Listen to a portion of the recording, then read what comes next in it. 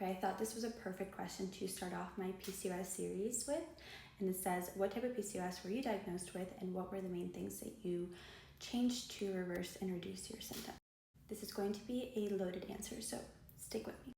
So to answer the first part, what type of PCOS was I diagnosed with? There aren't really different types of PCOS, but there are different driving factors behind your PCOS. And I think it's one of the most important things to understand if you are trying to reverse your symptoms naturally. Polycystic ovarian syndrome in reality is a condition where your body or your ovaries produce a lot of tiny little follicles, and those follicles a lot of times just don't mature into an egg. And in order to have a period or a cycle, you do need to ovulate. So that is why a lot of women who have PCOS have lack of ovulation, and again, the lack of ovulation equals lack of a period. So a lot of the times, one of the bigger symptoms that you will have is a missing menstrual cycle. Oftentimes, you will also have higher male hormones, or maybe you've heard the word androgens, and because of that, you will have things like hair thinning or even extra hair growth on your face. You will typically have acne. Sometimes people will have night sweats. That was actually something that I experienced a lot.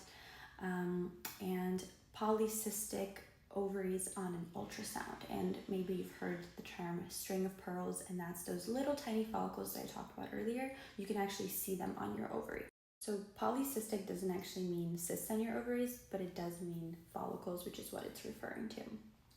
It's not like a disease, and I don't want you guys to be scared off by it. It's actually just a signaling problem between your brain and your ovaries.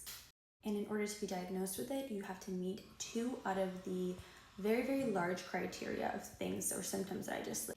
Things like hair thinning, missing periods, typically higher testosterone on blood work, things like that. There's a big list. You can look it up.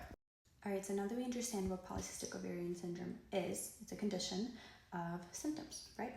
So now we need to kind of work backwards to be like, all right, well, what is causing this to happen? Okay, so the number one and the most common root cause of PCOS is insulin-resistant PCOS. I believe this is the one that doctors and gynecologists are the most familiar with treating, and the number one approach to that is getting prescribed metformin. So if you go into the doctor's office and you say, hey, I'm interested in getting pregnant, they're gonna say, great, if you have PCOS, we're gonna put you on metformin, we're just gonna see what happens. If not, typically they'll just put you on a birth control and tell you to come back whenever you're ready to have kids. Anything that has to do with blood sugar, you wanna get that checked out. This one is typically treated with, if you wanna do the holistic route, it's with keeping your blood sugar very leveled, watching your carbs, watching your sugar, usually taking things like inositol is very, very helpful.